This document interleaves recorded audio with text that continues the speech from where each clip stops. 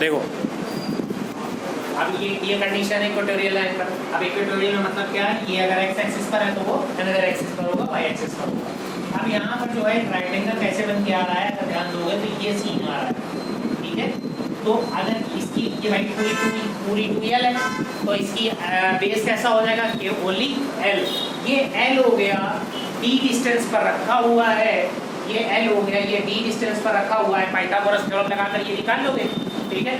तो जो Pythagoras theorem मैंने निकाली है तो उसके हिसाब से जो है फाइंड आउट करना है आपको ये। अब ध्यान दो, जैसे ये तो ये P1 बाहर गया, P2 अंदर की तरफ आया, क्यों गया है मैंने पहले भी इंटेंसिटी वाले में समझाया है, ठीक है। सेम चार्ज हो रहा है तो रिपल कर रहा है, और अट्रैक्ट और अपोजिट चार्ज हो रहा है तो अट्रैक्ट कर रहा है, समझ रहे हैं। तो इस तरीके से V2 अंदर की तरफ आ रहा है।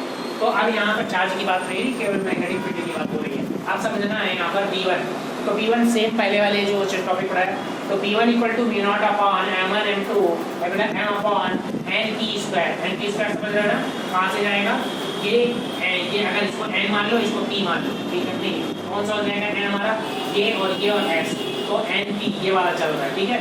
तो NP स्क्वायर अपॉन कितना हो जाएगा, ये पाइथागोरस थ्योरम से डिस्टेंस आ जाएगी। अब ये वाली जो डिस्टेंस है ये वी कैन राइट क्या, d square plus l square, आएगी कि नहीं आएगी, पाइथागोरस थ्योरम जब लगाएगा। पाइथागोरस थ्योरम जाएगा, यहाँ पर भी ध्यान देंगे तो कितना लगेगा, हाइपोटेन्यूज का स्क्वायर इक्वल टू परपेंडिकुलर का स्क्वायर प्लस बेस का स्क्वायर। हाइपोटेन्यूज पता नहीं है, परपेंडिकुलर कितना दिया हुआ है मेरा, d का स्क्वायर प्लस बेस कितना है, l का स्क्वायर। देखो अंडर रूट इधर चला जाएगा तो ये इसमें आ जाएगा, देखो बात हुई है। अब जब हम उसको लिखेंगे तब यहाँ पर स्क्वायर लिखेंगे, जब स्क्वायर लिखेंगे तो अंडर रूट खत्म, ठीक। ऐसे ही V1 निकाल लिया, तो ऐसे ही V2 निकाल लिया, V2 भी निकालने में कोई बिल्कुल सेम है भाई, वो इधर से आ जाएगा बस सीधे, पर वो आप वही आएगा ना उसका भी, ठीक है।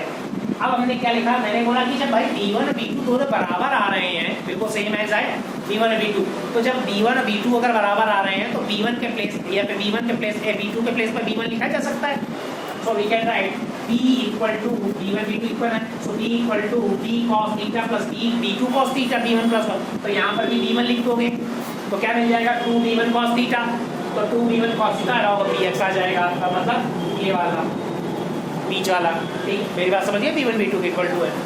तो अब इसके हिसाब से हमने फॉर्मूला दिया क्या, cos theta इक्वल टू कितना, फॉर्मूला 2 लिखा है, B1 की वैल्यू उठा लो, B1 की वैल्यू उठा कर यहाँ पर कर दिया, ठीक। ये उठा के यहाँ लिख दिया, और cos थीटा कितना आया, L अपॉन, अच्छा ये भी ध्यान रखना cos थीटा का मतलब ये फोर्स नहीं है क्या, अब यहाँ पर फिर ट्रिग्नोमेट्री लग रही क्या, पाकिस्तान भूखा प्यासा हिंदुस्तान हरा, तो पाकिस्तान भूखा प्यासा हिंदुस्तान हरा, बेस अपॉन परपेंडिकुलर, तो अब बेस अपॉन हाइपोटेन्यूज, तो बेस अपॉन हाइपोटेन्यूज क्या, बेस क्या भैया L, समझ रहे हो, L अपॉन हाइपोटेन्यूज। तो देखो यहाँ पर ये सीधे लगा हुआ है, cos थीटा की value L upon under root hypotenuse आई हुई है, तो यहाँ से इसको सॉल्व करके ये लिख दिया, ठीक है। अब देखो यहाँ पर स्क्वायर नहीं होता है तो देखो अंडर रूट में लिखा हुआ है ये, ठीक है।